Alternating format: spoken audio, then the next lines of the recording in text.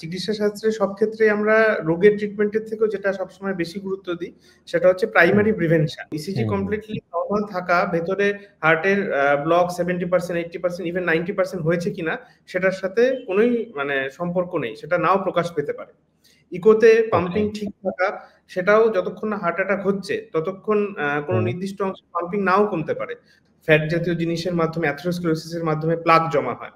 তাহলে যেহেতু diabetes পেশেন্টে pluck জমার প্রবণতাটাও বেশি থাকে এবং আর্টারির যে দেয়াল সেটা অন্যান্য যে কোনো পেশেন্ট থেকে অনেক বেশি স্টিফ হয়, যেটাকে আর্টেরিওস্ক্লেরোসিস এবং অ্যাথেরোস্ক্লেরোসিস দুটোর প্রবণতাই ডায়াবেটিস পেশেন্টের ক্ষেত্রে বেশি হয়। ডায়াবেটিস হার্ট অ্যাটাকের যেহেতু একটি অন্যতম মূল কারণ, তো ডায়াবেটিক পেশেন্টদের অলরেডি হার্ট অ্যাটাক হওয়ার ঝুঁকি বেশি। তো তাদের নিয়মিত ফলো আপ করানো ভীষণ জরুরি, সুগার কন্ট্রোল রাখা ভীষণ জরুরি। এবার এছাড়া ডায়াবেটিসের জন্য যে অসুবিধাগুলো হয় শুধু হার্টের নয়, কিডনি, চোখ, ডায়াবেটিসের জন্য রোগীর ক্ষেত্রে নার্ভ গুলো ক্ষতিগ্রস্ত থাকে অনেক সময়। সেই জন্য ডায়াবেটিক পেশেন্টদের বুকে ব্যথা অনুভব হওয়ার ক্ষমতাটা কম থাকে। এটাকে আমরা সাইলেন্ট হার্ট অ্যাটাক ক্ষেত্রে বলে থাকি।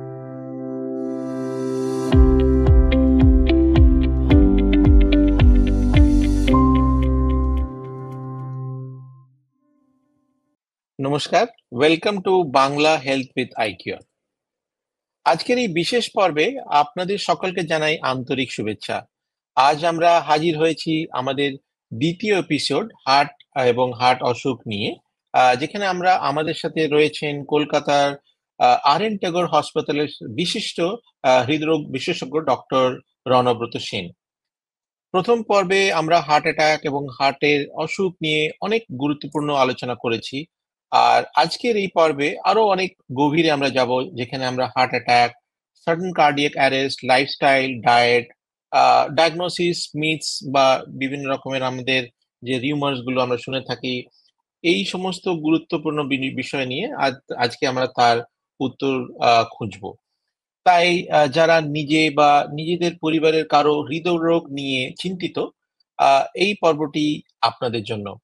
চলুন তাহলে শুরু করা যাক আজকের আলোচনা হার্টের যত কথা ডক্টর সেনের সাথে। নমস্কার, অনেক অনেক ধন্যবাদ ডক্টর রণব্রত সেন।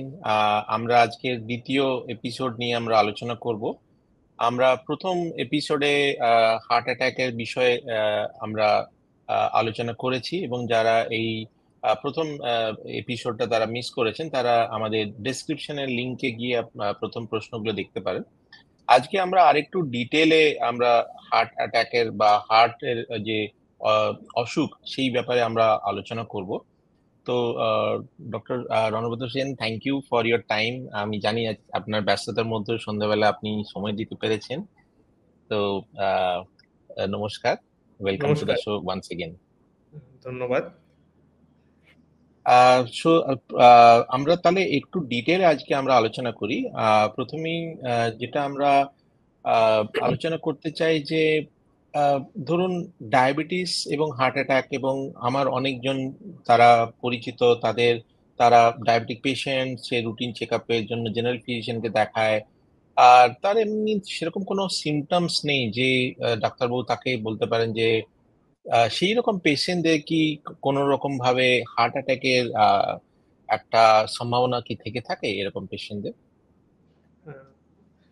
আগের দিন আমরা কিছুটা বেসিক নিয়ে আলোচনা করেছি, তো সেই ক্ষেত্রে আমরা হার্ট অ্যাটাকের যে কারণগুলো, যে রিস্ক ফ্যাক্টর গুলো আছে সেগুলো নিয়েও কিছুটা আলোচনা করেছি।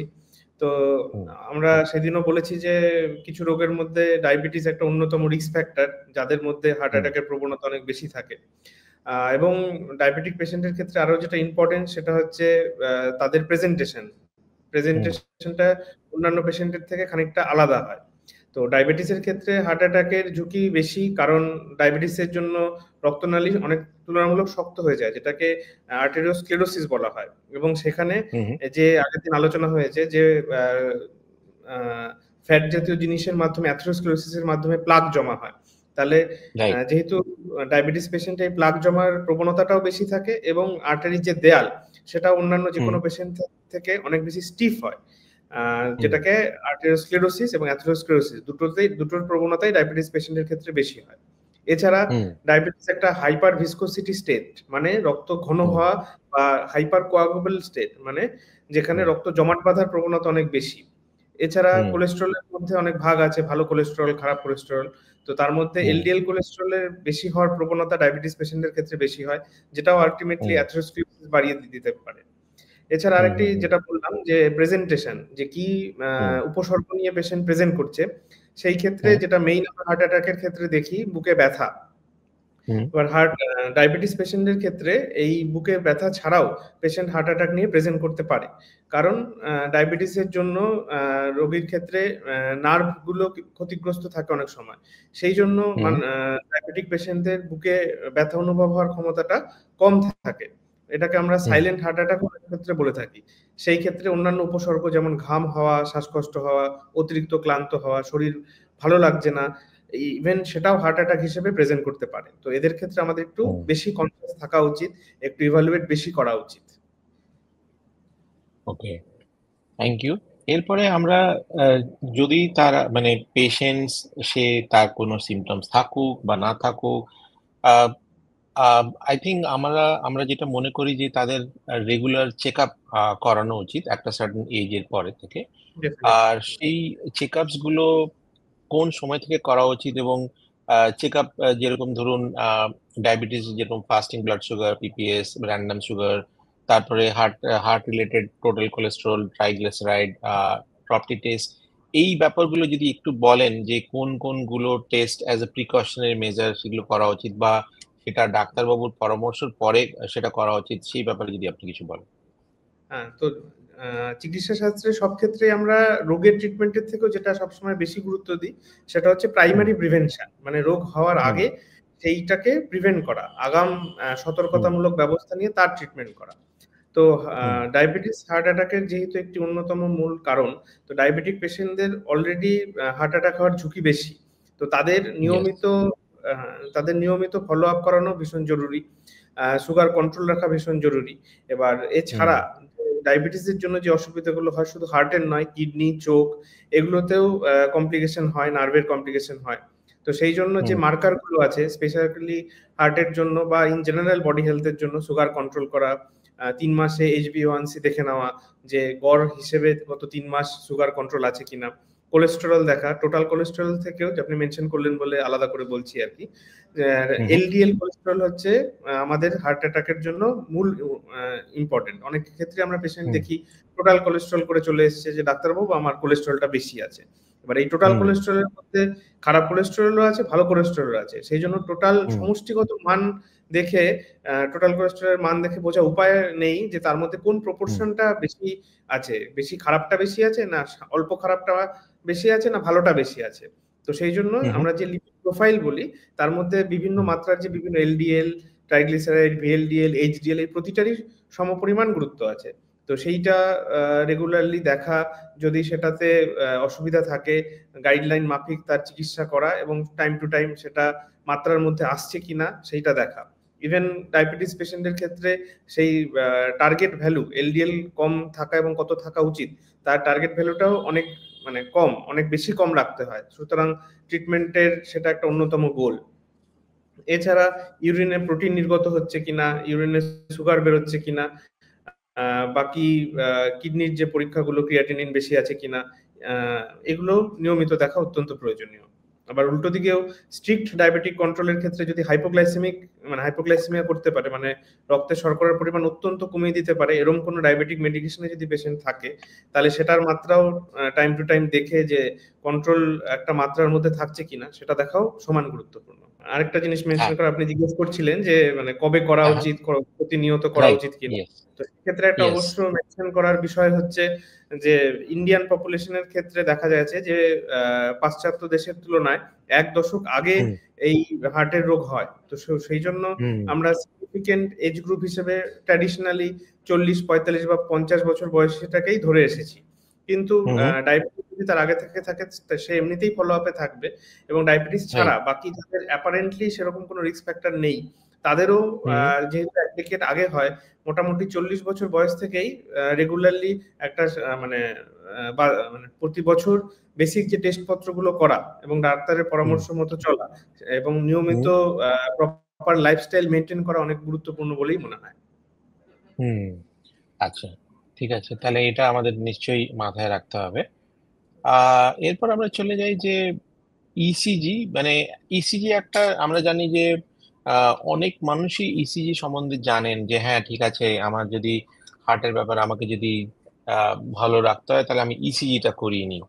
আর আরেকটাও রয়েছে যেটা ইকোকার্ডিওগ্রাফি বলা হয়। তো কোন সময় এবং ইসিজিটা একটু ইজিলি অ্যাভেলেবল ভার্সেস ইকোকার্ডিওগ্রাফিটা যেটা হয়তো হসপিটালে গিয়েই করাতে হবে। তো আপনি অ্যাজ এ ডক্টর আপনি কিভাবে সাজেস্ট করেন যে কোন কন্ডিশনসে তাকে ইসিজি করানো উচিত এবং কোন কন্ডিশনে তাকে ইকোকার্ডিওগ্রাফি করানো উচিত? আগের দিন হয়তো আমরা এটা নিয়ে কিছুটা আলোচনা করেছি। তো যে হুম বেসিক টেস্টগুলো হার্ট অ্যাটাক, আমরা আগের দিন আলোচনা করেছি যে দুটো মেজর ডিফারেন্স বিটুইন হার্টের সমস্যা, যে একটা হচ্ছে ক্রমাগত ধীরে ধীরে যে রোগটা হচ্ছে, that is chronic coronary syndrome. আরেকটা হচ্ছে যেটা হঠাৎ করে হয়েছে হার্ট অ্যাটাক, যেটার মধ্যে পড়ে, সেটা হচ্ছে অ্যাকিউট করোনারি সিনড্রোম। এবার হুম যখন হুম হার্ট অ্যাটাক নিয়ে প্রেজেন্ট করছে, তার প্রায় মেজর যে হার্টের যে টেস্টগুলো ইসিজি, ইকো অথবা ট্রপটি ইত্যাদিতে পরিবর্তন আসে। আর যেটা যে হুম ক্রনিক পেশেন্ট যার মধ্যে ব্লক ধীরে ধীরে তৈরি হচ্ছে, হুম তার ক্ষেত্রে ইসিজি কমপ্লিটলি নর্মাল থাকতে পারে, ইকোর পাম্পিংও কমপ্লিটলি নর্মাল থাকতে পারে। তো বেসিক্যালি আমরা হুম ইসিজিতে হার্টের ইলেকট্রিক্যাল পরিবর্তন দেখতে পাই।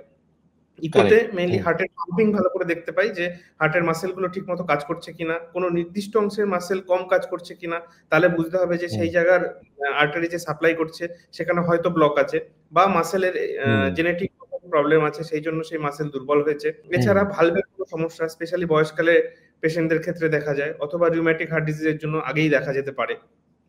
হুম তো হুম আমরা বিভিন্ন টেস্টের মাধ্যমে হার্টের বিভিন্ন অ্যাসপেক্টকে দেখার চেষ্টা করি। এবার কারেক্ট। রুটিন ফলো আপের ক্ষেত্রে আমাদের যতক্ষণ না হার্ট অ্যাটাক আসছে অথবা হুম অ্যারিথমিয়া জনিত কোনো অসুবিধা না হচ্ছে, ততক্ষণে ইসিজি কমপ্লিটলি নরমাল থাকতে পারে।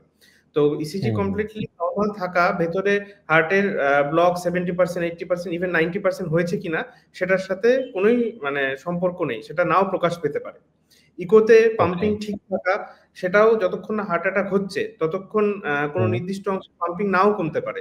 সুতরাং হুম কমপ্লিটলি হুম যার ইকো রিপোর্ট নরমাল বা সামান্য অসুবিধা আছে যেখানে পাম্পিং খুব একটা কমেনি, তার ক্ষেত্রেও যে হার্টে হুম ব্লক তৈরি হয়নি, ধীরে ধীরে তৈরি হয়নি, সেটাও বলা যায় না। আর রাইট। অবশ্যই আলটিমেটলি যদি আমাদের প্রকৃত অ্যামাউন্ট অফ ব্লক জানতে হয়, যে কি পরিমাণ ব্লক আছে, সেই আলটিমেটলি করোনারি অ্যানজিওগ্রাম করাটাই দরকার, যে কি পরিমাণ হুম ব্লক আছে। তবে আমরা সিম্পটম ওকে। ছাড়া কখনো করোনারি অ্যানজিওগ্রাম করি না। যার হুম হুম সিম্পটম আছে, যাকে আমরা ওষুধপত্র দিয়েছি তা সত্ত্বেও সিম্পটম থেকে যাচ্ছে, সেই ক্ষেত্রে উইথ হুম, মানে সেই ক্লিনিক্যাল ব্যাকগ্রাউন্ডে সেই সাসপিশনের মাধ্যমে আমরা অ্যানজিওগ্রাম করি।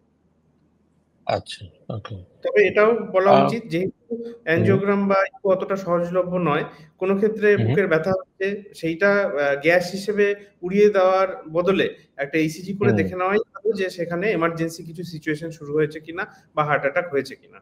এবং সেইটা যদি ইসিজিতে সেই পরিবর্তন আসে, তারপরে আমরা সেটা ড্রপটি দিয়ে কনফার্ম করতে পারি। আগের দিন এই ধরনের আলোচনা আমরা অলরেডি ইয়েস, করেছি। হ্যাঁ। এরপর আমরা চলে যাই যে আজকাল একটা খুবই আই উড সে নিউজ যেগুলো আমরা দেখছি আমাদের আশেপাশে, যে এই রিসেন্টলি একজন সেলিব্রিটি বলতে পারেন, যা খুবই কম বয়সে মানে আর্লি ফর্টিজ, এই ফিট 42 তার হার্ট অ্যাটাক হয়ে মারা গেলেন। এবং আহ, এরকম অনেক কেসেস আমরা দেখছি যে ইয়াং বয়সেই আমরা এরকম ধরনের খুবই আনপ্লেজেন্ট নিউজ আমরা শুনতে পাচ্ছি। তো আপনি একজন ডাক্তার হিসেবে যারা ইয়াং ক্রাউড, যারা আমাদের দর্শক, তাদের উদ্দেশ্যে আপনারা কি বলবেন যে even though they may be fit, even though they are going to the gym, তারা জিমে যাচ্ছেন, হেলদি খাওয়া দাওয়া করছেন, ডাজ ইট মিন যে তারা সব দিক দিয়ে সুস্থ রয়েছে? মানে সেই সেই পরিভাষাটা হয়তো চেঞ্জ হয়ে গেছে, মানে সেইটার ব্যাপারে আপনি কিভাবে বলবেন? তো আহ, এখন মানে বয়সের যে কত বয়সে বয়সকালে হার্টের অসুবিধা হচ্ছে না কম বয়সে হচ্ছে, সেই বয়সের সীমারেখা প্রায় নেই বললেই চলে। আমরা হুম প্রচুর পেশেন্ট পাই যার 30 বছরও হয়নি, হার্টের খুব সিগনিফিকেন্ট অসুবিধা আছে। এবার হুম কিছু ক্ষেত্রে আর্লি অনসেটের ক্ষেত্রে, কিছু ক্ষেত্রে যেমন লাইফস্টাইল ইম্পর্টেন্ট, আবার বেশ কিছু হুম ক্ষেত্রে কিছু জেনেটিক প্রিডিসপোজিশন থাকে, যে জেনেটিক্যালি হুম তার কোলেস্টেরলের মাত্রা বেশি, ফ্যামিলি হিস্ট্রি হার্ট অ্যাটাকের অথবা অ্যারিথমিয়া জনিত রোগ যার জন্য সাডেন কার্ডিয়াক ডেথ হতে পারে, বা হার্টের মাসেলের প্রবলেম, এইচসিএম বা এইচওসিএম নামে যে কার্ডিওমায়োপ্যাথি আছে, সেগুলোর কারণেই সাডেন কার্ডিয়াক ডেথ হতে পারে। সেইটা একটা হুম অ্যাসপেক্ট। কিন্তু আরো যেটা হুম বেশি করে, এগুলো যেমন স্পেশাল সার্কামস্টেন্সেস, কিন্তু কমন হুম পিপল যার আলাদা করে প্রিডিসপোজিশন নেই, তার ক্ষেত্রে হুম আমাদের বর্তমান দৈনন্দিন লাইফস্টাইল, যেমন ফাস্ট ফুড, অনিয়মিত খাদ্যাভ্যাস, রেগুলার শরীরচর্চার অভাব, ব্যায়ামের অভাব, অতিরিক্ত স্ট্রেস, ক্রমাগত রাত জেগে আমরা ইয়ং পপুলেশনের বা ইভেন এখন সর্ববয়সীর ক্ষেত্রেই দেখা যায় যে সিরিজ দেখা, সব এখন সিনেমা হলে যাওয়ার পরিবর্তে সবই মোবাইলেই উপলব্ধ। সেটা বিঞ্জ হুম ওয়াচ যেটাকে বলে, সবাই হুম এক রাতের মধ্যে একটা সিরিজ কমপ্লিট করতে করার ভালো লাগা, কিন্তু এই একটার হুম পর একটাতে একটা ক্রমাগত রাত জাগা। এছাড়া লাইফস্টাইলের মধ্যে নেশা, যেমন ধূমপান, তামাক জাতীয় জিনিস খাওয়া, অতিরিক্ত মদ্যপান, আহ, হুম এখন এই লাইফস্টাইলের জন্য এবং আমাদের খাদ্যাভ্যাসের জন্য হাইপার টেনশন অ্যান্ড ডায়াবেটিস দুটোই খুব হুম অল্প বয়সে দেখা যাচ্ছে, তাদের প্রিভ্যালেন্স অনেক বেড়েছে। আর যেটা হুম অলরেডি বললাম যে পারিবারিক মানে জেনেটিক প্রিডিসপোজিশন, পারিবারিক ইতিহাস এবং ওবেসিটি। এবং শুধু হুম এটা আজ শহরের মধ্যে সীমাবদ্ধ নয়, গ্রাম এবং শহর দু জায়গাতেই সেডেন্টারি লাইফস্টাইল যেটা, সেইটার খুব মানে প্রিভ্যালেন্স খুব বেড়ে গেছে। এই জন্যই আমাদের এই হার্ট অ্যাটাকের প্রবণতা বা হার্টের সমস্যা অনেক তাড়াতাড়ি দেখা যাচ্ছে। হুম একদমই ঠিক বলেছেন। তারপরে সেইখানে আপনি একটা ওয়ার্ড উচ্চারণ করলেন যে ওবিসিটি, মানে যারা হয়তো তাদের বিএমআইটা সার্টেন লেভেলের উপরে অনেক বেশি, তাদের প্রবণতাটা তো হয়তো অনেক বেশি থাকতে পারে। তো সেই সূত্রেই একটা খুবই কমন আমরা মানে একটা প্রতিনিধিত্ব চল যে রাত্রিবেলা ডিনারে আহ বিশেষ করে যদি আমি বাঙালিদের কথা বলি, তারা ভাবে যে না, ভাত খেলে হয়তো আমার ওজনটা বাড়বে বা তার থেকে আমার হার্ট রিলেটেড প্রবলেমস হতে পারে রুটি বা চাপাটি খেলে। এই ব্যাপারে আপনি কি বলবেন? মানে খাওয়া দাওয়ার সাথে, ডায়েটের সাথে, স্পেশালি ইন দ্য ডিনার, রাত্রে যে তারা ভোজনটা করছেন, তাদেরকে কখন করা উচিত, এবং তার সাথে তাদের হেলথ, লাইফস্টাইল, ওয়েট, ওবিসিটি বা এই ব্যাপারটা নিয়ে আপনি কি বলবেন? হ্যাঁ, তো মানে ওবেসিটি একটা এখন মানে গ্রামে শহরে সমস্ত জায়গায় একটা বড় প্রবলেম, বড় সমস্যা। হুম এবং হুম ওবেসিটি বা স্থূলতা আমাদের রক্তচাপ বাড়ায়, হাইপারটেনশনের হুম প্রবণতা অনেক বাড়িয়ে দেয়, সুগার অর্থাৎ ডায়াবেটিসের ঝুঁকি অনেক বাড়িয়ে দেয়। এছাড়া ডায়াবেটিসের জন্য এবং স্থূলতা ইটসেলফ খারাপ কোলেস্টেরল, মানে এলডিএল কোলেস্টেরল, ট্রাইগ্লিসারাইড, ভিএলডিএল, এগুলো খুব বাড়িয়ে দেয়, যেগুলো আলটিমেটলি হুম সেই অ্যাথেরোস্ক্লেরোসিস মানে প্রক্রিয়াকে ত্বরান্বিত করে এবং রক্তের রক্তনালীতে ব্লক হয়। এবং এবার ওজন নিয়ন্ত্রণে রাখলে এই প্রবণতাগুলো কমে। আমরা জানি মেটাবলিক সিনড্রোম, যার মানে ওবিসিটি, সেন্ট্রাল ওবিসিটি আছে, সঙ্গে হাইপারটেনশন, ডায়াবেটিস, কোলেস্টেরলের সমস্যা আছে, তাদের ক্ষেত্রে হার্ট অ্যাটাকের প্রবণতা অন্য যে কোনো পপুলেশনের থেকে 2 বা 3 গুণ। আর আপনি হুম সেইটার জন্য যে ডায়েটের কথা বলছেন, সেই ডায়েটের ক্ষেত্রে যে নরমাল মানে খাদ্যাভ্যাসের যে কথা বলছি, অনেকেই মনে হুম করেন রুটি উপকারী, অবশ্যই। তার থেকেও বেশি হুম করে যেটা ইম্পর্টেন্ট, যে কম চর্বিযুক্ত, কম নুন, কম চিনিযুক্ত খাবার খাওয়া, বেশি হুম আঁশযুক্ত খাবার, মানে হাই ফাইবার ডায়েট যাকে বলে, ফল, সবজি, বাদাম, দুধ হুম এবং দইয়ের ক্ষেত্রে লো ফ্যাট, যেটা আমরা টোন মিল্ক বলি, লো ফ্যাট যুক্ত খাওয়া। এছাড়া অবশ্যই হুম রেড মিট এড়িয়ে চলা, মাছ, চিকেন, এগুলোর খাওয়া। আর রুটির মধ্যেও অনেক ভ্যারাইটি আছে, স্পেশালি আটার রুটি বা মাল্টিগ্রেন রুটি, এগুলোই ভালো, কারণ সেগুলো হাই ফাইবার যুক্ত। এবং হুম অবশ্যই চালের তুলনায় এই আটাই বলুন বা মাল্টিগ্রেন যে রুটিগুলো তৈরি হয়, তার গ্লাইসেমিক হুম ইন্ডেক্স অনেকটাই কম। তো সেই জন্য হুম ডায়াবেটিক হুম পেশেন্ট এবং হার্টের রোগী উভয়ের জন্যই উপকারী। তবে অনেক ক্ষেত্রে একটা হুম মিসকনসেপশন দেখা যায়, যে রাতে একজন ভাত হুম খেতেন, তার পরিবর্তে এখন ৫-৬ খানা রুটি খায়। তো সেই হুম পরিমাণ যদি হুম আমরা কমাতে না পারি, এই পরিবর্তন শুধু হুম মানে কোয়ালিটি অফ ফুড চেঞ্জ করে কিছু হবে না। তো কোয়ালিটির সাথে রাইট। সাথে কোয়ান্টিটিটাও রেস্ট্রিক্টেড থাকতে হবে। হুম হুম হুম আচ্ছা, তাহলে আমার খাদ্যাভ্যাস নিয়ে আমরা অনেক কিছু জানলাম। এছাড়া এরপর আমরা চলে যাই যে আহ, আমরা স্ট্রেস, টেনশন বা ঘুম, এবং এই আপনার যে আগের প্রশ্ন দিয়ে যে আহ, হয়তো আমি খাওয়া দাওয়াটা ঠিক করছি বা আমি লাইফস্টাইলটা ঠিক আছে, আমি হয়তো এক্সারসাইজ করছি, কিন্তু হয়তো আমার ঘুমটা যেটা দরকার বা সাফিসিয়েন্ট বা স্ট্রেস, টেনশন, এর এর সাথে হার্ট রিলেটেড ডিজিজের কি লিঙ্কেজ রয়েছে? প্রতিটা জিনিস আমি অলরেডি আলোচনা করেছি যে এই হ্যাঁ। সবগুলোই আমাদের রিস্ক ফ্যাক্টর। আমাদের যে লাইফস্টাইলের পরিবর্তন হচ্ছে, খাবারের খাদ্যাভ্যাস, স্ট্রেস, ঘুম, প্রতিদিন ৮ ঘন্টা করে ঘুমলে ভালো, কিন্তু মিনিমাম ৬ ঘন্টা ঘুম দরকার, শরীরচর্চা, এই প্রতিটা জিনিসই একই রকম ইম্পর্টেন্ট।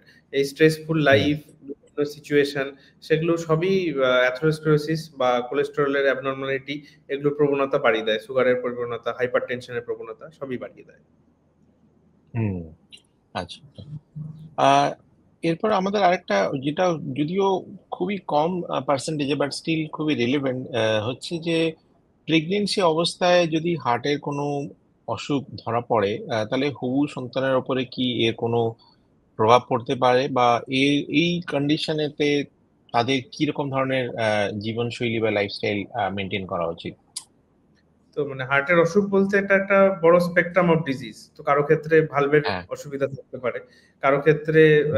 হার্টে ফুটোর সমস্যা থাকতে পারে, কারো ক্ষেত্রে হুম। করোনারি ডিজিজ থাকতে পারে, কারো ক্ষেত্রে যেটা গর্ভাবস্থায় স্পেশালি হয় পেরিপার্টাম হুম। কার্ডিওমায়োপ্যাথি, মানে হুম। প্রেগনেন্সির সময় যে হরমোনগুলোর মানে শরীর থেকে বেরোয়, তার কারণে হার্টের হুম। মাসেলের দুর্বলতা বা পাম্পিং কম। তো একেকটা আচ্ছা। রোগের জন্য তার রিস্ক ফ্যাক্টর এবং তার ম্যানেজমেন্ট একেকটা এবং আলাদা। ভিন্ন ধরনের রোগের হুম। জন্য ভিন্ন ধরনের ম্যানেজমেন্ট। সো সেটা এক ছাতার হুম। মাধ্যমে এক লাইনে বলা খুব মুশকিল। তবে যে জিনিসগুলো হুম। আমাদের ফলো করতে হবে, যে এইসব ক্ষেত্রে যৌথভাবে কার্ডিওলজিস্ট এবং গাইনোকোলজিস্টের চিকিৎসা দরকার। নিজেদের মধ্যে হুম। আলোচনার মাধ্যমে কি আমাদের ট্রিটমেন্ট প্রোটোকল আর স্ট্র্যাটেজি হতে পারে। সমস্ত হুম। ওষুধ হার্টের ওষুধ প্রেগন্যান্সি অবস্থায় সেফ নয়। সুতরাং কার্ডিওলজিস্টকে হুম। দেখিয়ে কোনগুলো নিরাপদ সেটা জেনে নিতে হবে। তেমনি হুম।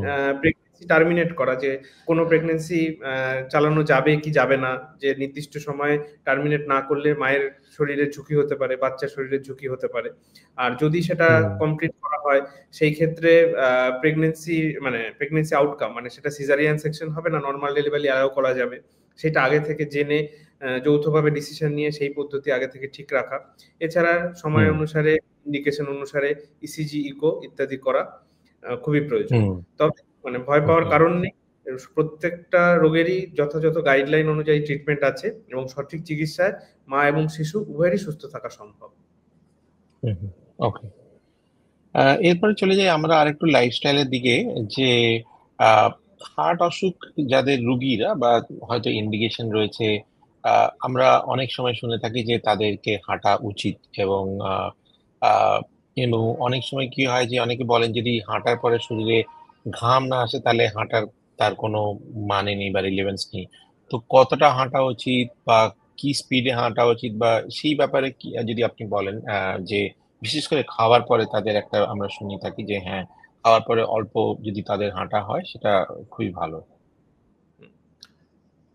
তো মানে যেটা সবার জন্য প্রযোজ্য প্রথম কথা সেটা হচ্ছে যে নিয়মিত হাঁটা উচিত শরীর ভালো রাখার জন্য, হুম। এবং সেটা সপ্তাহে ৫ দিন অন্তত ৩০ মিনিট, মানে উইকে হুম। ১৫০ মিনিট। এবং সেইটা হুম। সাধারণত আমরা বলার সুবিধার্থে বলি ঘাম ঝরিয়ে হাঁটা। কারণ হুম। একজন কোনো রকম স্ট্রেন ছাড়া দুলতে দুলতে একটু ঘুরে নিল, সেইটা আমাদের হুম। যে শারীরবৃত্তীয় প্রক্রিয়া সেটার উপযোগী নয়। তো সেইটা বোঝানোর জন্য হুম। ইউজুয়ালি বলা হয় যে একটু ঘাম ঝরিয়ে হাঁটতে হবে, যাতে আমাদের হুম। ক্যালোরি বার্নটা ঠিকমতো হয়। এবার হুম। সেইটা হুম। হার্টের রোগীর ক্ষেত্রে কি পরিমাণে হবে সেটা ইন্ডিভিজুয়ালাইজ করা দরকার। মানে ব্যক্তি বিশেষে হুম। ডাক্তারবাবু সে কথা বলতে পারবেন। আ হুম। তবে গ্রসলি যেটা বলা উচিত, যে যখন হাঁটা শুরু করছেন, এখন আমাদের সবার হুম। কাছে স্মার্ট ওয়াচ আছে যেখানে আমরা পদক্ষেপ মাপতে পারি, আমরা হার্ট রেট মাপতে পারি। তো সেই ক্ষেত্রে হুম। একদম নতুন পেশেন্টের জন্য বা নতুন রোগী যিনি হাঁটতে শুরু করছেন, যারা অলরেডি হার্ট ডিজিজ আছে, তিনি মিনিটে ৮০ থেকে ৯০ পদক্ষেপ নিতে পারেন এবং ধীরে, ধীরে হুম। গতি বাড়িয়ে সেটা ১০০ থেকে ১১০ পদক্ষেপ হুম। করতে পারেন। মোটামুটি হুম। ১০০ পদক্ষেপ মানে ৪ কিলোমিটার পার ঘন্টা। হুম। হুম। হুম। তো ওকে। এটা কি আচ্ছা। সিচুয়েশন আছে, কি আ মানে রোগ আছে তার উপরেও খানিকটা আ ডিপেন্ড করে। এছাড়া আচ্ছা। আবার উল্টো দিকে বলার ব্যাপার হচ্ছে ঘাম না হওয়া মানেই উপকার হচ্ছে না। এটিও সম্পূর্ণ ভুল তথ্য। কারণ হুম। হুম। নিয়মিত মাঝারি গতিতে হাঁটলেও হার্টের কার্যক্ষমতা বাড়ে। ধীরে ধীরে হুম। হার্টকে অ্যাকাস্টম করে সেই হার্টের পাম্পিং বাড়িয়ে হার্টের যে কার্যক্ষমতা সেটা ধীরে ধীরে বাড়ে। এছাড়া শ্বাস প্রশ্বাস একটু দ্রুত হওয়া, সামান্য ঘাম হলেই যথেষ্ট। যাদের ওষুধ অলরেডি হার্টের জন্য ওষুধের মধ্যে আছে, তাদের বেশ কিছু ওষুধের জন্য ঘাম কম হতে পারে, কিন্তু সেটার মানে এই নয় যে পেশেন্ট হাঁটার জন্য উপকার হচ্ছে না। তো আলটিমেটলি মানে যদি গ্রসলি বলতে হয়, তাহলে আমাদের টার্গেট হচ্ছে প্রতিদিন হাঁটার অভ্যেসটা তৈরি করা, সেটাই আসল লক্ষ্য। এবং গতি নয়, নিয়মানুবর্তিতা এবং সঠিক পদ্ধতিতে হাঁটাটাই সব থেকে গুরুত্বপূর্ণ। ওকে। এরপর আমরা চলে যাই যে আমরা খাওয়ার-দাওয়ার নিয়ে আলোচনা করেছি, কিন্তু রেড মিটটা নিয়ে আপনি টাচ করেছিলেন। রেড মিট অর্থাৎ যেটা খাসির মাংস, এটা বাঙালিদের একটা খুবই প্রিয় খাবার। তো সেইটা কি একদমই অ্যাভয়েড করা উচিত, বা কিভাবে সেটাকে সেই বিষয়ে যদি আপনি কিছু বলেন? এটাও মানে গ্রসলি বলার থেকে প্রতিটা পেশেন্টের ক্ষেত্রে আলাদা আলাদা তার রিস্ক ফ্যাক্টর কতটা, তার কোলেস্টেরলের পরিমাণ কতটা, তার উপরে আলাদা করে ডায়েটিশিয়ানের মাধ্যমে ডায়েট চার্ট তৈরি করা সম্ভব, সেই অনুসারে চলা সম্ভব। তবে গ্রসলি যদি বলতে হয়, হ্যাঁ, বাংলার অনেক বাড়িতেই নিয়মিত খাসির মাংস খাওয়ার অভ্যাস রয়েছে। আর এই রেড মিটের মধ্যে স্যাচুরেটেড ফ্যাটি অ্যাসিড বেশি থাকে, যা কোলেস্টেরলের পরিমাণ, খারাপ কোলেস্টেরলের পরিমাণ অনেকটাই বাড়িয়ে দেয় এবং ধমনীতে ব্লক তৈরি করতে পারে। সেই জন্য হার্ট অ্যাটাকের ঝুঁকি বাড়ে। এবং এই অভ্যাসটাও ধীরে ধীরে বদলানো অবশ্যই সম্ভব, যেমন সপ্তাহে একাধিকবার না খেয়ে শুধুমাত্র বিশেষ দিনে এবং সেটা সীমিত পরিমাণে খাওয়া। এবং সেই রান্নার প্রকার, যে শুধু রেড মিটটা নয়, রেড মিটটা কি করে রান্না হচ্ছে, যে ভালো করে তেল দিয়ে অনেক মশলা ব্যবহার করে কষিয়ে রান্না হচ্ছে, না কম তেল ব্যবহার করে স্টু, বা মানে আমরা যেমন পেঁপে দিয়ে অনেক ক্ষেত্রে করা হয় পাতলা ঝোল বা স্যুপ, সেই আকারে খাওয়া হচ্ছে, সেটাও ভীষণ একই সমপরিমাণে গুরুত্বপূর্ণ রেড মিটের থেকেও। এছাড়া যেখানে যেখানে সম্ভব, এক্ষেত্রে সম্ভব, রেড মিটকে মাছ বা চিকেনের মাধ্যমে রিপ্লেস করা বা ওদিকে ঝোঁক বাড়ানো। এবং যেটা বেশি ইম্পর্টেন্ট, যে বয়সকালে এসে এই পরিবর্তন হতে আমাদের অনেক অসুবিধা হয়, সেই জন্য পরিবারের ছোটদের শুরু থেকেই স্বাস্থ্যকর খাদ্যাভ্যাস অভ্যস্ত করলে এই সুবিধাটা পরবর্তীতে পাওয়া যেতে পারে। সেই জন্য সচেতনতা, সংসারে সবার অংশগ্রহণ এবং ধৈর্যের মাধ্যমেই ধীরে ধীরে খাদ্যাভ্যাসের পরিবর্তন অবশ্যই সম্ভব, সেটা করা উচিত। ওকে। আর আরেকটা লাইফস্টাইলে আমরা যেটা শুনে থাকি, যে অনেক সময় এটা দেখেওছি যে আজকাল অনেক সময় যারা জিম করছেন তাদের একটা মানে জিমে করতে করতে বা জিম থেকে বেরিয়ে এসে তাদের একটা হার্ট অ্যাটাকের একটা সম্ভাবনা পাওয়া যাচ্ছে। তো এইটার কি কারণ হতে পারে?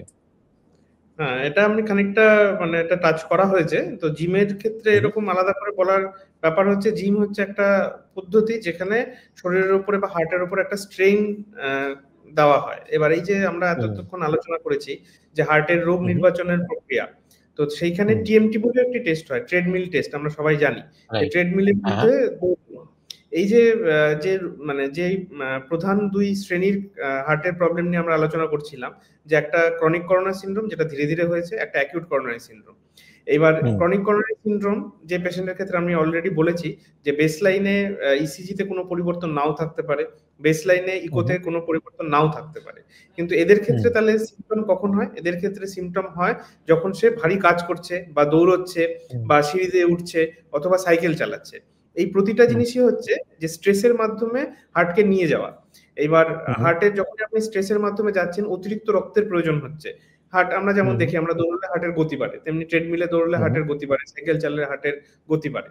এই হার্টের গতি বাড়ার প্রয়োজনীয়তা হচ্ছে তখন আমাদের বডিতে রক্তের প্রয়োজনীয়তা বাড়ছে। এবার তেমনি হার্ট এক্সট্রা কাজ করার জন্য হার্টের নিজেরও এই অতিরিক্ত রক্তের প্রয়োজন হচ্ছে। এইবার তখন সেখানে যদি আর্টারিতে ব্লক থাকে, সেই আর্টারি দিয়ে যে পরিমাণ রক্তের প্রয়োজন সেটা যেতে পারছে না বা বাধাপ্রাপ্ত হচ্ছে এবং পেশেন্টের বুকে ব্যথা হচ্ছে। তো এইটাকে আমরা পেশেন্টকে মানে আমাদের কন্ট্রোল এনভায়রনমেন্টে এইটাকে আমরা রিক্রিয়েট করতে চাই এই ট্রেডমিল টেস্টের মাধ্যমে, ট্রেডমিলের মধ্যে দৌড়ে। ট্রেডমিলে দৌড়ানোর সময় এই সুবিধাগুলো পেশেন্টের হচ্ছে কিনা, তখন ইসিজির পরিবর্তন হচ্ছে কিনা, যেই জন্য আমি উল্লেখ করলাম বেসলাইন ইসিজি নরমাল হতে পারে, কিন্তু এর দৌড়ানোর সময় ইসিজিতে পরিবর্তন আসতে পারে, যেটা একটা ইম্পর্টেন্ট ইন্ডিকেটর যে ওনার শতাংশ সিগনিফিকেন্ট ব্লক থাকার সম্ভাবনা আছে। সেটা 100% নয়, কিন্তু 70 থেকে 95% যে কোনো পরিমাণই হতে পারে। তেমনি এই জিমের ক্ষেত্রেও এই ব্যাপারটা খানিকটা প্রযোজ্য, যে যখন পেশেন্ট, এবং সেই জন্য জিমে ঢোকার ক্ষেত্রে প্রপার স্ক্রিনিং অবশ্যই দরকার, যে পেশেন্টের প্রি এক্সিস্টিং অসুবিধা আছে কিনা, বেসলাইন ইসিজিতেই কোনো পরিবর্তন আছে কিনা। বেশিরভাগ মানে ভালো জিম যেগুলো হয় সেগুলোতে ইউজুয়ালি হেলথ স্ক্রিনিং একটা করাও হয়। তো এটা সুমূল পরিমাণে গুরুত্বপূর্ণ। এবং এই যেমন ট্রেডমিল টেস্ট করা হয়, সেক্ষেত্রেও যিনি অবজারভার তিনি জানেন কিনা যে কখন ট্রেডমিল টেস্ট বন্ধ করতে হবে, সেটা একটা ইম্পর্টেন্ট ক্রাইটেরিয়া। আমরা সেটা সবাই জানি, আমাদের যেসব সেটআপে আমরা ট্রেডমিল টেস্ট করাই, তো সেইখানেই ওয়াকিবহাল থাকাটা খুব ইম্পর্টেন্ট। কারণ এই পরিবর্তনগুলো এলে বুঝতে হবে যে তক্ষণি আমাদের এই ট্রেডমিলে দৌড়ানো বা এই অতিরিক্ত পরিশ্রম করাটা বন্ধ করতে হবে। এবার জিমের ক্ষেত্রে সাধারণত আমরা সেটা মানে সেই রকম ক্রাইটেরিয়া কিছু ফিক্স থাকে না, বা সেই মনিটরিং এর কোনো জায়গা নেই। সেই ক্ষেত্রে এই অসুবিধাগুলো হচ্ছে, এটা একটা অ্যাসপেক্ট। এছাড়া আমি আরো একটা দুটো রোগের কথা, যেটা আপনাকে আগের দিনও খানিকটা উল্লেখ করেছিলাম, যেমন হাইপারট্রফিক কার্ডিওমায়োপ্যাথি। সেখানে তার একটা অবস্ট্রাকটিভ ভ্যারাইটি হয়, তার মানে সেইখানে হার্টের মাসেল যে পরিমাণ থাকার কথা ছিল তার থেকে অনেক মোটা পরিমাণে আছে, এবং সেইটার জন্য যেমন দেয়ালগুলো সাইডে থাকে, মাঝখানেই ক্যাভিটি মানে এই রুমটা আছে। তো হার্টের ক্ষেত্রে এই রুমের মধ্যে রক্তটা থাকার কথা, দেয়ালের একটা পরিমাণ থাকার কথা। যদি দেখা যাচ্ছে হার্টের দেয়ালগুলো এতই মোটা হয়ে গেছে যে একটার সাথে আরেকটা স্পর্শ করে যাচ্ছে, তাহলে এই যে ক্যাভিটির মধ্যে যে রক্ত, তার পরিমাণটা, তার বেরোনোর জায়গাটা বাধাপ্রাপ্ত হবে। মানে খুব সোজাভাবে বলতে গেলে এটাই hypertrophic cardiomyopathy with obstruction, HOCM। ঠিক আছে? এই ক্ষেত্রে কি হয়, আমরা যখন এই জিমে দৌড়চ্ছি বা পরিশ্রম করছি, তখন এই ক্যাভিটিটা যদি অবলিটারেটেড হয় এবং দেয়াল এই মোটা থাকার জন্য একে অপরের সাথে মিশে যায়, তাহলে ব্লাড ফ্লো বেরোতে পারে না হার্টের থেকে, এবং সেই কারণে সেটা ব্রেনে সেই মুহূর্তে না পৌঁছতে পারে, এবং পেশেন্টের সাডেন কার্ডিয়াক ডেথ হতে পারে। এবং এইসব পেশেন্টের ক্ষেত্রে একটা অ্যারিথমিয়ার প্রবণতাও বেশি থাকে। তো এই স্ট্রেসফুল কন্ডিশনে জিমের ক্ষেত্রে, যেখানে আমাদের অ্যাড্রিনালিন অনেক নির্গত হচ্ছে, সেই সময় এই অ্যারিথমিয়া প্রেসিপিটেট করতে পারে, সেই অ্যারিথমিয়ার জন্য সাডেন কার্ডিয়াক ডেথ।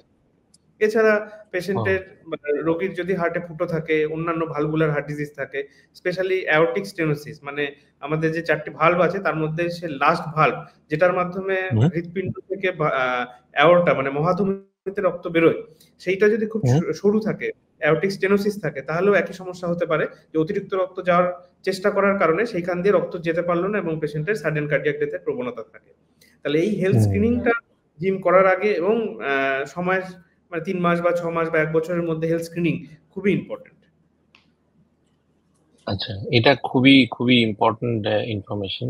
তো ডাক্তারবাবু, হার্ট অ্যাটাকের মিথের ব্যাপারে যদি আপনি কিছু বলেন। আমরা অনেক রকমের রিউমার্স বা মিথ শুনে থাকি, তো সেটার ব্যাপারে আপনার কি মনে হয়, সেটা যদি আমাদেরকে বলেন। যেমন হার্ট অ্যাটাক বা হার্টের রোগ সম্বন্ধে অনেক ভুল ধারণা মানুষের মধ্যে প্রচলিত, যেটা হার্টের রোগ সম্বন্ধে আলটিমেটলি বিভ্রান্তি তৈরি করে। যেমন অনেকেই বলেন যে যদি বুকের ব্যথা না হয় তাহলে হার্টের কোনো সমস্যা নেই। তো হার্টের সমস্যা অনেক বড় টার্ম। যেমন হার্টের যে অ্যাটাক বা যে ব্লক তৈরি, এটা হার্টের বুকের ব্যথা নিয়ে প্রেজেন্ট করে, তেমনি হার্টের অন্যান্য রোগ, যেমন হার্টের পাম্পিং এর অসুবিধা, হার্ট ফেলিওর, সেটা শ্বাসকষ্ট নিয়ে প্রেজেন্ট করে। সুতরাং এবং যেটা একটু আগে ডিসকাস করেছি যে ডায়াবেটিস রোগীদের ক্ষেত্রে হার্ট অ্যাটাক হলেও বুকে ব্যথা নাও হতে পারে।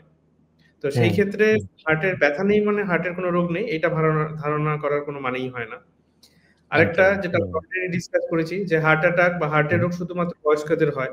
এখন আমরা দেখছি যে অল্প বয়সের মধ্যে হার্টের অন্যান্য রোগ তো বটেই, ইভেন হার্ট অ্যাটাকের ঝুঁকিও বাড়ছে। অনিয়ন্ত্রিত জীবনযাপন, ডায়াবেটিস, ওবেসিটি, শুধুমাত্র আমরা অ্যাডিকশনের কথা বললাম, শুধুমাত্র ধূমপান নয়, বিভিন্ন ইলিসিট সাবস্টেন্স ইউজ করা, বা এই যে শরীরের বডি তৈরি করার জন্য, ওজন কমানোর জন্য বিভিন্ন সাবস্টেন্স নেওয়া, এই যে আপনার সাথে এমনিতে আমাদের আলোচনা একদিন হচ্ছিল যে গাছালি খাওয়া বা খেয়ে কোলেস্টেরল কমে, এইসব প্রচলিত ধারণাও গ্রাম বাংলায় দেখা যায়। তো যেটা আমরা এই যে অনেক ক্ষেত্রেই বলি, পেশেন্টকে ওষুধ লেখার পরে পেশেন্ট এসে বলেন, ডাক্তারবাবু সারা জীবন খেয়ে যেতে হবে বা এতদিন খেয়ে যাচ্ছি, কোনো সাইড এফেক্ট হবে তো? তো এই গুলোর ক্ষেত্রে আমরা সাইড এফেক্ট গুলো জানি, কারণ সেক্ষেত্রে পোস্ট মার্কেটিং সার্ভাইলেন্স হয়, যে একটা ওষুধ বাজারে আসার পরে, সেটা পেশেন্ট খাওয়ার পরে 5 বছর 10 বছর বা লং টার্ম খাওয়ার পরে তার কি পার্শ্ব প্রতিক্রিয়া হতে পারে, সেই জন্য তার প্রোটোকল সেটা মেনটেন করা হয়। সেই জন্য যে উপসর্গগুলো মানে 0.1% হয়, সেগুলো আমাদের লিপিবদ্ধ আছে, সেগুলো আমরা জানি, এবং পেশেন্ট সেটা বিভিন্নভাবে জানতে পারে।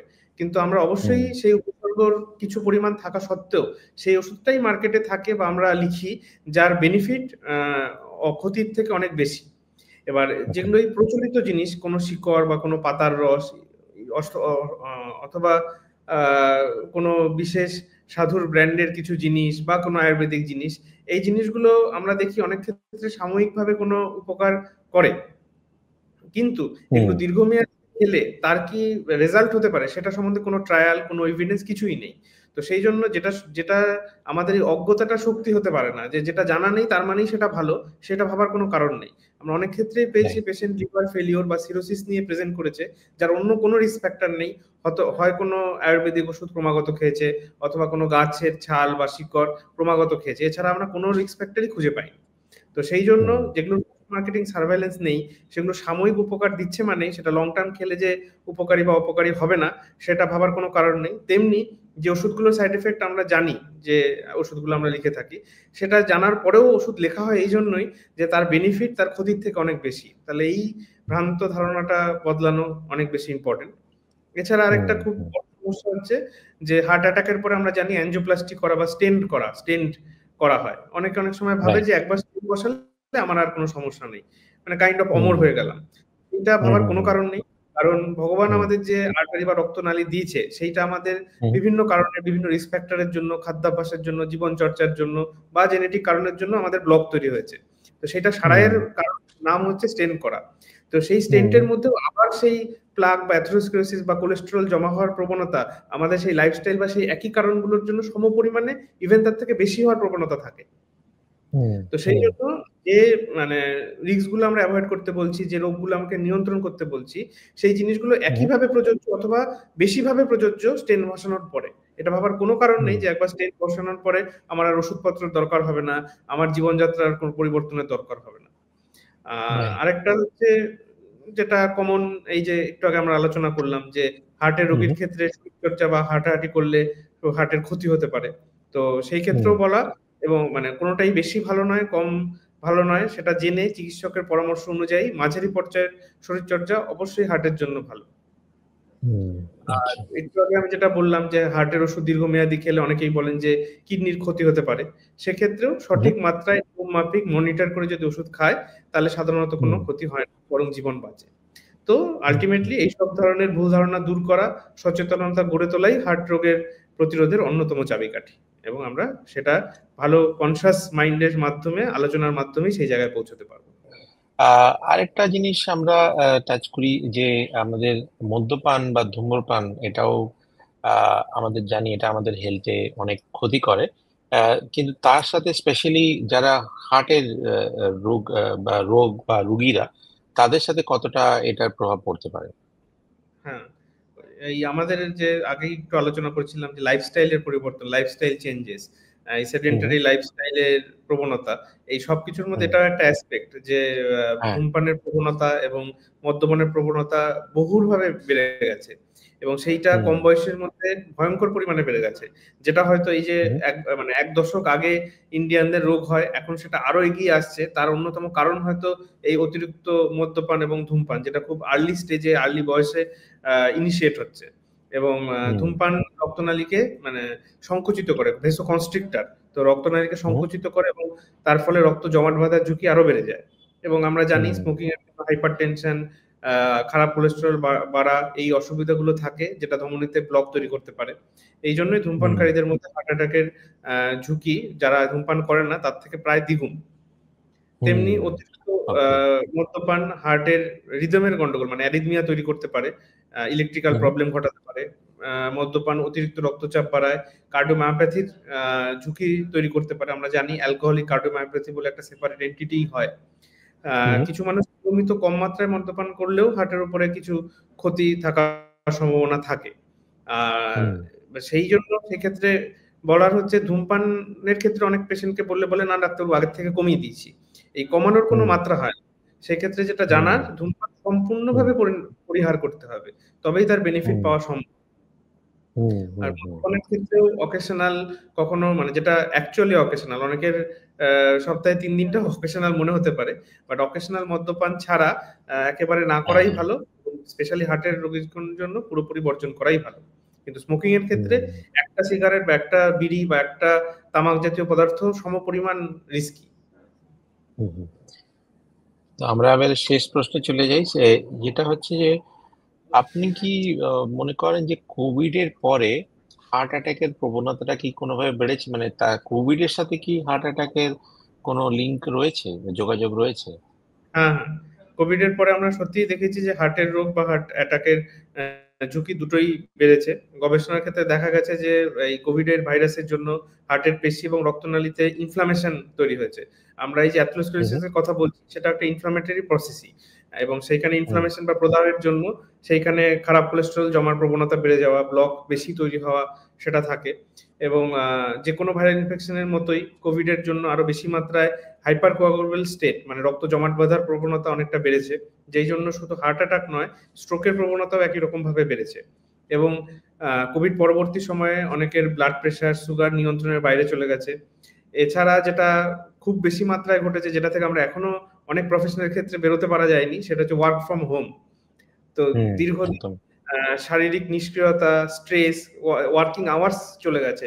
ওয়ার্ক ফ্রম হোমের হুম, জন্য যেটা হয়েছে, একটা হচ্ছে মানে যাতায়াত কমে গিয়ে সবই বিছানায় বা টেবিলে একটা নির্দিষ্ট ঘরের মধ্যে দিন কাটানোর প্রবণতা হয়েছে। তেমনি ওয়ার্কিং আওয়ার্স বলে আর কিছু নেই, যেটা সারাদিন ধরে চলছে। তো সেই জন্য নিয়মিত স্ট্রেস, অনিয়ন্ত্রিত জীবনযাপন, ঝুঁকি বা এই মদ্যপানের অভ্যাস, ধূমপান, এগুলোর পরিমাণও এই রেস্ট্রিক্টেড লাইফের জন্য অনেকটাই বেড়ে গেছে। তো শুধু কোভিড হুম, ইটসেলফ হুম, ভাইরাস হিসেবে নয়, কোভিড হওয়ার হুম, জন্য যে লাইফস্টাইলের পরিবর্তন ইমপ্যাক্ট ছেড়ে গেছে, যেটার মধ্যে আমরা বেশ কিছু জন এখনো সীমাবদ্ধ, সেগুলো এই হুম, অসুবিধার জন্য মানে কারণ হিসেবে ইম্পর্টেন্ট।